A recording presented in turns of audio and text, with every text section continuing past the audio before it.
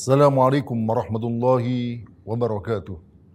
Alhamdulillahilladzi arsala rasulahu bil huda wa dinil haqqi liyudhhirahu 'alad dini kullih wa kafa billahi syahida. Asyhadu an la ilaha illallah wahdahu la syarika lah wa asyhadu anna Muhammadan abduhu wa rasuluhu la nabiyya ba'dah. Allahumma salli wa sallim wa barik ala sayyidina wa habibina maulana Muhammadin wa ala alihi wa sahbihi man tabi'ahum bi ihsanin ila yaumiddin. Segala puji kita panjatkan dari Allah Subhanahu wa taala, pencipta alam semesta raya. Dialah Allah SWT memberikan nikmat pada kita, termasuk nikmat iman dan Islam. Maka sepatutnya kita memuji kebesarannya dan bersyukur atas semua nikmatnya. Salawat dan salam semoga Allah limpahkan pada junjungan kita Rasulullah sallallahu alaihi wasallam beserta keluarganya, para sahabatnya, dan seluruh pengikutnya ila yaumil qiyamah. Saudara yang dimuliakan Allah Subhanahu wa taala, pada kesempatan ini pula kami menyampaikan ucapan selamat tahun baru, tahun Hijriah 1446 Hijriah. Saudara-saudara yang dimuliakan Allah Subhanahu wa taala, pertanyaan penting yang barangkali ditanyakan oleh sebagian orang, mengapa tahun pertama umat Islam didasarkan kepada hijrah? Inilah sebenarnya jawaban Sayyidina Umar radhiyallahu anhu ketika pada saat beliau menentukan kapan tahun pertama umat Islam sebagai tonggak tahun umat Islam. Sebagaimana kaum yang lain, kaum bangsa Romawi, bangsa Cina, bangsa Persia, mereka punya tahun pertama. Dan saat itu ada beberapa pilihan, mulai dari tahun lahirnya Rasulullah, tahun diturunkannya wahyu, tahun saat Rasulullah SAW hijrah, dan pada saat tahun Rasulullah wafat, yantakil ila rafiqil a'la. Setelah ditimbang dari berbagai pertimbangan, maka ditetapkan bahwa tahun pertama umat Islam yang merupakan tonggak bagi umat Islam yang sangat penting adalah peristiwa hijrah Rasulullah Sallallahu Alaihi Wasallam. Mengapa? Di antara alasan pentingnya adalah saat hijrah itu terjadi apa yang disebut oleh Sayyidina Umar, duhurul muslimin wa i'zazul muslimin. Duhurul Islam wa i'zazul muslimin. Kemenangan Islam dan kejayaan serta kemuliaan umat Islam. Hijrah adalah farqat bainal haqqi wal batil, yang memisahkan antara hak dan yang batil. Saudara-saudara yang dimuliakan Allah Subhanahu wa taala, memang kalau kita lihat dalam hijrah betul-betul memisahkan nasib umat Islam, realitas kondisi umat Islam yang sangat berbeda dengan sebelumnya. Coba perhatikan satu kisah yang terjadi pada masa Rasulullah sallallahu alaihi wasallam pada saat masih berada di Makkah. Rasulullah, para sahabat mendapatkan penentangan, penindasan. Ada bahkan mereka yang disiksa, bahkan ada mereka yang dibunuh. Rasulullah ketika bertemu, atau Rasulullah ketika melihat ada sebagian sahabatnya, saat itu keluarga Yasir disiksa oleh kaum Quraisy. Beliau hanya berkata kepada mereka, menghibur mereka, memberikan motivasi dan semangat mereka. Beliau mengatakan, sabrun ala Yasir, wa inna mau'idakumul jannah. Wahai keluarga Yasir, bersabarlah karena semua yang dijanjikan pada kamu adalah surga. Beliau tidak bisa memberikan pertolongan.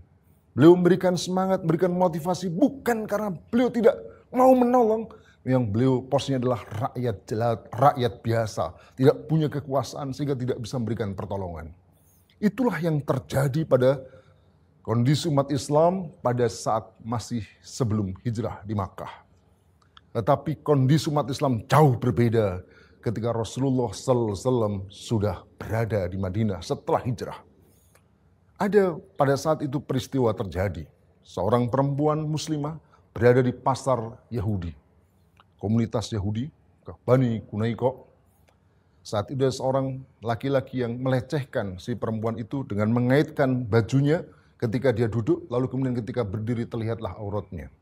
Ketika melihat peristiwa itu, orang-orang Yahudi bertepuk tangan, mereka tertawa, melecehkan si perempuan muslimah tersebut. Saat itu ada seorang laki-laki muslim. Melihat peristiwa itu, dia langsung membunuh laki-laki yang melecehkan perempuan itu. Dan karena berada di pasar Yahudi, si laki-laki itu dikeroyok oleh orang-orang Yahudi hingga mati. Berita itu sampai kepada Rasulullah Sallallahu Alaihi Wasallam. Apa yang beliau lakukan? Beliau tidak melakukan seperti pada saat berada di Makkah. Beliau tidak mendatangi keluarga laki-laki, meminta kepada keluarganya untuk sabarlah dia di surga. Tidak. Beliau saat itu segera mengumpulkan kaum muslimin, memobilisasi mereka, dan mengepung benteng Yahudi Bani Quraiqah selama 15 hari. Setelah itu mereka diberikan pilihan. Mereka harus pergi meninggalkan Madinah atau mereka mendapatkan hukuman mati. Akhirnya mereka pergi dari Madinah. Itulah contoh bukti bahwa umat Islam memiliki nasib yang berbeda. Kondisi yang berbeda saat berada di Makkah dan di Madinah setelah dan sebelum dan pasca hijrah. Demikian juga saat berada di Makkah, umat Islam ditindas, umat Islam disiksa, tidak bisa melawan. Tapi apa yang terjadi pada saat kaum muslimin pasca hijrah di Madinah? Mereka kaum kafir datang membawa pasukan dengan 1000 pasukan, disambut pasukan kaum muslimin 300 orang di medan Badar. Mereka bisa dipukul mundur dan akhirnya kemudian kalah, banyak di antara mereka korban. Datang lagi mereka disambut di pedang di Gunung Uhud, terjadi peperangan, mereka mundur kembali. Bahkan pada saat perang, pada saat Khandaq, mereka datang dengan 10.000 pasukan. Muslimin menyambut mereka, menghadang mereka dengan Khandaq, dan akhirnya kembali mereka bisa dipukul dengan mundur. Pukul mundur, bisa dikalahkan. Jadi inilah kondisi umat Islam yang disebut duhurul Islam wa i'zazul muslimin. Pertanyaan pentingnya adalah, mengapa terjadi perbedaan yang demikian drastis, yang berbeda sama sekali antara kaum muslimin di Makkah dengan di Madinah, pra dan pasca hijrah? Jawabannya adalah saat itu, setelah umat Islam hijrah, umat Islam punya daulah, punya negara, punya kekuasaan yang bisa mengatur mereka. Sehingga mereka menjadi ummah azimah, ummah yang besar, ummah kawiyah, ummah yang kuat, ummah karimah. Ini yang terjadi. Sehingga saudara Allah SWT, sebenarnya hijrah Rasulullah dari Makkah ke Madinah bukanlah hijrah dalam rangka melarikan diri, takut pada siksaan kaum Quraisy. Karena Rasulullah tahu beliau akan mendapatkan pelindungan dari Allah Subhanahu wa Ta'ala. Tetapi hijrah Rasulullah SAW dari Makkah ke Madinah adalah dalam rangka qiyamud daulah, mendirikan negara. Dan itulah kalau kita lihat menjadi sangat jelas ketika Rasulullah SAW sebelum hijrah. Apa peristiwa pentingnya? Peristiwa penting sebelum hijrah adalah Rasulullah di baiat dalam baiatul Aqabah. Baiatul Aqabah as-saniyah yang kedua.